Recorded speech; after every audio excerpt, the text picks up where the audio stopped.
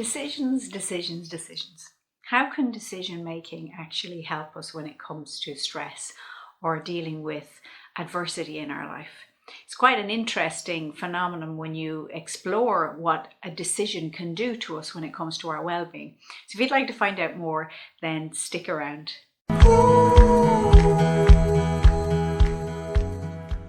Hello, my name is Elfreda of Metta-morphics. If you've watched my earlier videos, you'll know that I talk about my life experience and what I've learned to be able to cope with adversity and trauma and some crazy life events that have happened to me. And so this video is really about answering that question that I've often got asked, which is, how did I cope with all the things that happened to me in my lifetime? How did I deal with all of the numerous traumas that I've had? And to be honest with you, for a very, very long time, I didn't know what the answer was. I couldn't answer because all I knew what I was doing was I was surviving. And to be honest with you, as I always say to my clients and to other people, under the circumstances, I was totally freaking normal because I was just getting by. And so it led me to understand something about myself. And one was that one of the things that supported me in being able to deal with all of the things that happened to me was my ability to make decisions. And I discovered I have this moment or this click or snap where something would change in my mind and I would decide what I was going to do and I would follow through and then things would be okay. And so I can remember a particularly difficult period of my life when I was in my teens. And so my father was an alcoholic. And I grew up in a home with domestic abuse. Now, before I say any more about that, I don't judge my father for anything that happened in my lifetime or my parents or anybody else that were involved, because I know that if I was to think of my father as not a good person or to think of him as a bad person, then I would have to polarize my thinking about everybody. And the thing is, I make mistakes and it doesn't make me a bad person. It just means that I lack an awareness of my decisions. I lack an awareness of what's going on with myself so that I do things that have an impact on other people or can hurt other people. And I genuinely believe that was the same with my father. My father had so many aspects of him that made him a good man. And at the same time, there were an awful lot of things that he wasn't aware of, particularly, I'm sure, his own traumas that impacted the way he engaged with the world. And so one of the things that happened to him is he was prone to his fight response when it came to stress. And so he experienced anger. And when it came to obviously his coping mechanisms, he used alcohol. And so when I was in my teens, I didn't know any of that. I didn't recognize any of that. And it was a particularly difficult time. I don't have a very visual memory, but when I do remember, I remember things in relation to color. And all of my memories of my teenage years are dark, are black, almost as if everything happened in darkness, even if I'm remembering something from the daylight. And so that's because it was such a challenging time. And I spent a lot of that time in fear for my own well-being and particularly in fear for my mother's. And so it got to a point when I was about 16 or 17 where I was really struggling to cope, and something snapped for me, something changed, and it was a decision. And I made a decision that in order for me to be safe and in order for my mother to be safe, then I would need to do something about my father. Now, it was never something that I was going to follow through on. It was never something that I was going to do. It was just the recognition that it was possible. And so I made the decision that I needed to get rid of my father somehow. I was prepared to turn myself into the authorities. I was prepared to go to prison if I had to. But it was that decision. Now, it's not a good decision. It wasn't necessarily a good decision, but it wasn't what I was going to do that made the difference. What made the difference was what the decision did for me. And I've recognized then throughout my life that that has reoccurred. So that occurred again when I had two difficult relationships in my 20s and my 30s, where I suddenly realized I needed to make a decision. And in a moment, I knew that was it. Our relationships were over and that I needed to move on. And so that process has stood to me throughout my lifetime, because I realize now that what allowed me to cope throughout all of the adversity, and I know you watching may be experiencing adversity yourself, and currently a lot of people are because of the COVID-19 pandemic. But what that decision-making process allowed me to do was to create a plan. And so once I decided what I was going to do, the research says that a decision allows us to relax, because we no longer have to think about the options. We just have to think about the how. How do I implement this activity, this decision, this choice?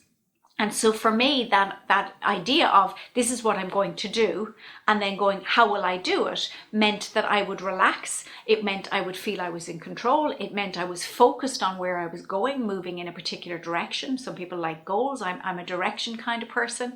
And that facilitated me coping better with what was going on in my life. And so even now I find I still implement that. Now, I'll be honest, it was a stress response in many ways, and planning can be, and certainly for me, over planning is something I have to be very mindful of. But having a structure and having decisions about what I'm going to do still stands to me now. So, at the moment, obviously we're dealing with a pandemic and a lot of people are in lockdown. And so having a plan or having decisions about what I'm going to do makes a difference for me. So I know on a particular day, this is what I'm going to do today. And then all I have to think about is, how will I do that?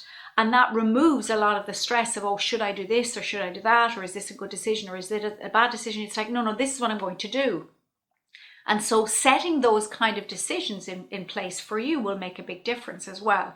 And once you do that, then the next thing is asking the questions how and how do you implement it. But the other thing is asking about what decisions are useful for you. So I know for me, I often decide that I will have a day where I will do nothing. Now, there's no such thing as doing nothing, because even if I'm deciding to sit and read on my couch or cuddle one of my cats, I'm still doing something. But in my head, it's a decision of freedom, of I don't have to, which we often say that have to, do anything. I can allow myself to just be. And in doing that, then that frees me up to actually make decisions about other things that I might like to do. But it's also knowing that if I decide not to, it's okay, because that's something that I've decided to do. And that's similar to what happened to me when I was younger, in that my decision was not about what I was actually going to do, but it was about a sense of freedom in knowing that this is possible. And this comes up, I know, with my clients often, where they'll make a plan and then I'll say, what do you do? And they say, well, I didn't need to do it. It was just knowing that I could, knowing that it was a possibility. And that's where there's research into looking at our stresses or our worries or our difficulties and doing something, which I do with my clients all the time, which is called the best, worst, and most likely. And so what you do is you think about a problem you have and you think of what is the best outcome, and then you decide what you will do if that happens. And then you think about what is the worst outcome, and then you decide what you will do if that happens. And then the last one is what is most likely to happen, and then you decide what you will do if that happens.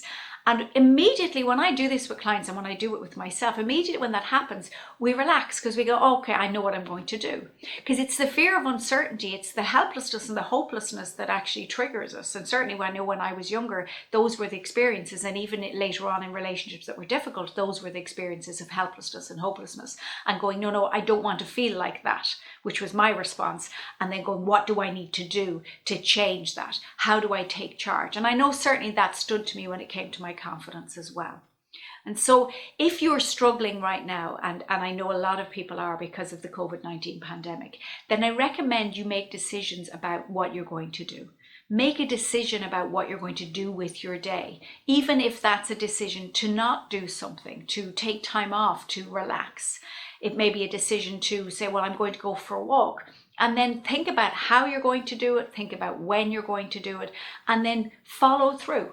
Because then once you do that, then you recognize your power to make decisions, you recognize your confidence in following through, and also when you reflect back, you'll be able to acknowledge how much you've achieved. If you're interested in finding out more about what I do, or you want to connect with me to see if I can help you in any way, then please do subscribe so you can watch more of the videos.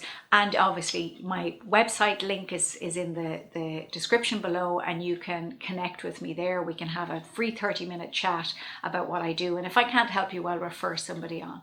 And just as well to reflect on the decision making before I finish this video for today is to say that if you find it difficult to make decisions, then find somebody who can help you make those decisions. And that may be a coach like me, it may be somebody else, it may be a trusted friend or family member that will help you make a decision. And remember, whatever decision you make is not final, it is just a decision. And you can make another decision if you realize later on that the decision you made is not ideal or not the best one. Certainly I know the decision I made when I was a teenager was not one that was a good one, it was not a useful one, but it was one that gave me a sense of power and a sense of confidence. And so if we see decisions like that as empowering, then it's really, really useful.